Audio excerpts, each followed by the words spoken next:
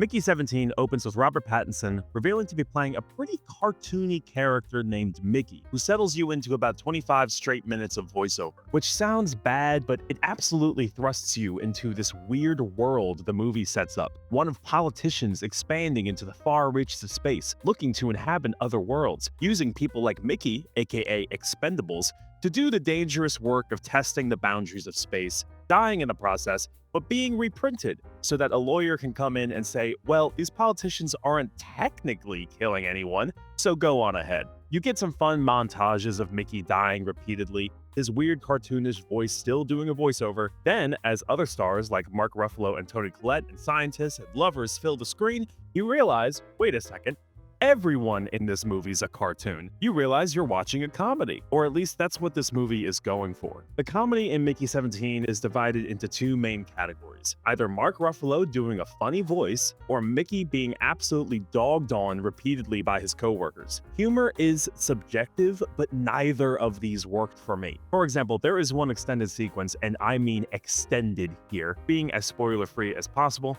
Mickey gets poisoned. And what follows is 5 straight minutes of Mark Ruffalo's character debating what to do while talking in this almost Donald Trump voice, and on a heartbreaking level, this works. You don't feel good watching it, but with the cartoonish performances of everyone in this scene, you can tell it's trying to make you laugh in a way, and you just don't, or at least I didn't. And that goes for 50% of this film and its jokes. Keep in mind that Bong Joon Ho describes this as a comedy. To quote him in an interview with IGN, he says, "The audience, they can laugh out loud at something, but then afterwards they're like, was that actually worth laughing about?" You kind of feel guilty. You start ruminating on what it was that you were actually laughing at, and you slowly discover what was in that humor and what meanings it was trying to deliver. I never quite got that feeling that Bong Joon Ho was aiming for here. But I won't fully knock him for it, because while I didn't walk away from this movie belly laughing, I still got everything he was trying to say in his subtext, around his usual social political themes around class divide, incompetency and power, how marvels of science and civil progress greatly risk the livelihood and well-being of the unfortunate. He also sneaks a lot of heart in here too. There's one scene in particular between Mickey and his girlfriend that has stuck with me for days with how powerful it was. The heart and the story playing with these concepts and the idea of human reprinting technology, how it impacts that same society in progress. They sing really loud and creatively and beautifully, all these themes, even if the humor doesn't always work. That still leaves a pretty strong and interesting first 2 acts. Then the third act hits, which instead of continuing these themes, it talks about I don't know, animal rights? I'll be honest, I couldn't really tell what the final third of the movie was going for because it was all over the place. They throw into a blender the idea of Mickey having a duplicate, these animals on the planet posing a threat to the ship, and the attempts at comedy that just don't land, and none of these blend together well at all. What the movie was likely going for was this grand, epic sci-fi finale, where those 3 ingredients laced throughout the movie come together to show how the oppressed and expendable can rise against the leaders who step on them.